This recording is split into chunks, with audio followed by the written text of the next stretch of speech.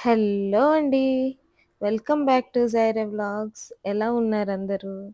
నేను ఈరోజు నా స్టైల్‌లో మటన్ పాయ నేను చేశాను. ఇది రైస్‌లో బావుంటుంది. చాలా టేస్టీగా ఉంటుంది. ఎందుకంటే నేను కొంచెం ఆహ్, ఏమంటారు చిక్కగా చేశానండి. మరీ పలుచగా సూప్‌లాగా కాకుండా అంటే సూపులా కూడా తీసుకోవచ్చు మనం. అలా తాగొచ్చు. బట్ నేను కొంచెం ఇది గ్రేవీ టైప్ చేశాను. నా స్టైల్ ఎక్కువ పులుసు అనేది వేయకుండా అన్నమాట. అయితే ప్రాసెస్ చేసేదేంటి అంటే, నేనైతే ముందుగానే ఆనియన్స్ అంటే ఈ కర్రీ చేస్తున్నాను యాక్చువల్లీ. చేసేటప్పుడు వీడియో అనేది ఆన్ చేసుకోలేదు.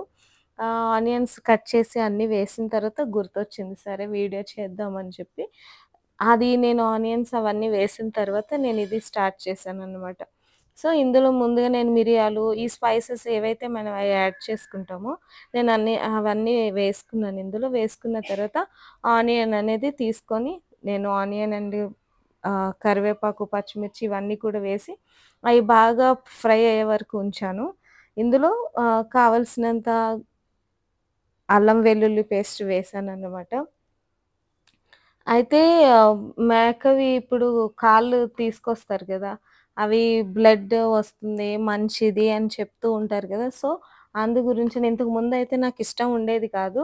సో, అది మనకు అవసరమైనప్పుడు కంపల్సరీ మనం ఇష్టపడాలి కదా! సో, అందు గురించి అని చెప్పి దీన్ని అస్తమానం నేను చేస్తున్నాను. టేస్ట్ అయితే చాలా బాగుంది. నేనెక్కువ పులుపు వేయట్లేదు. అలాగని పులుపు వేయకుండా చేయట్లేదు. తినడానికైతే బాగుంది. కొంచెం గ్రేవీ టైపే చేస్తున్నాననమాట. ఇప్పుడు నేను ఇందులో ఏమేమి వేసానంటే, అల్లం వెల్లుల్లి పేస్ట్ వేసిన తర్వాత, నేనిప్పుడు ఇందులో ఒక పేస్ట్ అనేది వేసాను. అదేంటి అంటే, కొబ్బరి అండ్ జీడిపప్పు అండ్ నువ్వులు. ఈ 3 పేస్ట్ ఉంది అనమాట. అంటే కొంచెం గ్రేవీగా వస్తే బావుంటుంది గదా! సో, అందు గురించి అని చెప్పి నేను కొంచెం ఆ పేస్ట్ యాడ్ చేశాను. ఇందులో వేస్తారో లేదో నాకు తెలీదు గానీ, నేనైతే నేను ఈ విధంగా చేసుకోవాలి అని చెప్పి నేను యాడ్ చేశాననమాట. అది యాడ్ చేసిన తర్వాత అది కొంచెం వేగిన తర్వాత ఒక 2 టమాటోస్ అనేవి నేను కట్ చేసి వేసుకున్నాను. అయితే ముందుగా నేను ఈ పాయ కాళ్ళు తీసుకొచ్చిన తర్వాత, నేను వీటిని ఏం చేశానంటే, వాటర్‌లో ఒక 5 మినిట్స్ వరకు నానబెట్టేసాను. ఎందుకంటే, దానికి మసి ఉంటుంది గదా! కాలుస్తారు కదా! ఆ స్మెల్లు అది అంతా పోవాలని చెప్పి నేను అలా వేశాను. అంటే, అలా ఉంచకూడదు అని ఏమన్నా చెప్పచ్చేమో ఎవరైనా. బట్ నేనెందుకు అలా ఉంచానంటే, నాకు కొంచెం ఆ స్మెల్ అది పోవాలని చెప్పి, నేను దాన్ని వాటర్‌లో బాగా ఉంచి, బాగా చాకుతో మొత్తం అదంతా గీకేసాననమాట. మొత్తం అంతా చేసేసి చూడండి నీట్‌గా కనిపిస్తుంది కదా! చాలా నీట్‌గా కడిగాననమాట. అది కడిగిన తర్వాత ఇందులోకి ఏవైతే నేను మసాలాలు వేయాలో అవన్నీ వేస్తున్నాను. గరం మసాలా వేశాను. ధనియాల పొడి వేశాను. జీలకర్ర పొడి వేశాను.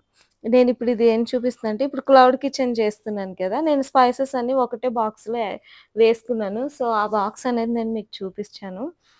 అందులోనే ఉన్నాయన్నమాట. నాకు కావాల్సిన అంటే ఇప్పుడు ఆర్డర్ వచ్చిన వెంటనే అక్కడ ఇక్కడ వెతుక్కోకుండా ఒకటే బాక్స్‌లో ఉండాలని చెప్పి నేను ఆ బాక్స్ అనేది తీసుకున్నాను. అదైతే నాకు చాలా నచ్చింది. అందుకే మీకు చూపించాను.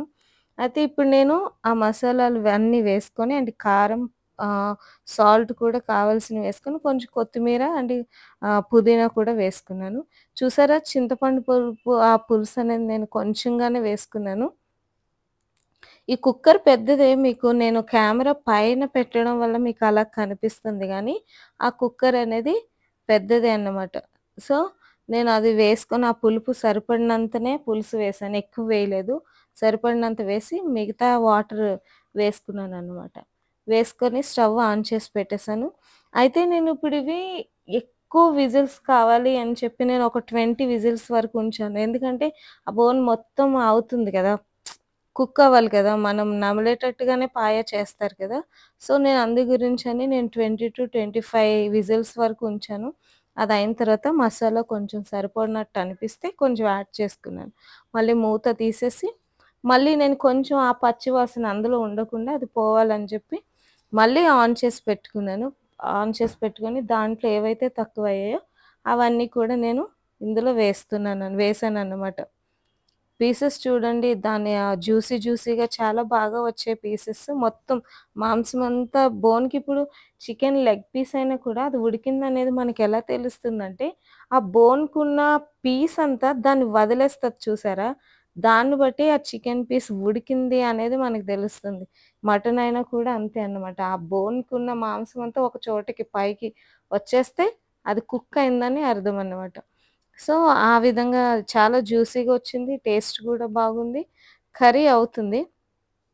ఇవన్నీ వేశాను కదా! సో, అందు గురించని ఇంకొక 10, 15 మినిట్స్ వరకు నేను ఉంచాను. అది బాగా కుక్ అవుతే టేస్ట్ అనేది బాగా వస్తుంది గదా! సో, నేను అందు గురించే పెట్టాను. చూడండి చాలా బాగా వచ్చింది. మరీ పలుచగా లేదు, మరీ చిక్కగా కూడా లేదు. మనం అది జ్యూస్‌లాగా కూడా తాగొచ్చు. నేను బౌల్‌లో వేసుకొని తాగుతానది. యాక్చువల్లీ రైస్‌లో కంటే అలా తాగితే బావుంటుంది. నేను చేశాను చూడండి చాలా బాగా వచ్చిందండి. ఆ విధంగా అన్నమాట. నేనిది బౌల్‌లో వేసి చూపిస్తున్నాను. పీసెస్ కూడా మాంసం అంతా దాన్ని వదిలేసి చాలా జ్యూసీగా వచ్చింది. కర్రీ అయితే. ఒకవేళ మీకు కూడా నచ్చినట్లయితే మీరు ఫాలో చేయండి ఒకసారి. మరీ పులుసులాగా కాకుండా. సో, వీడియోనైతే లైక్ చేయండి, కామెంట్ చేయండి, షేర్ కూడా చేయండి. ఎవరైతే నా ఛానల్ సబ్స్క్రైబ్ చేసుకోలో please subscribe my channel. Thanks for watching. Thank you.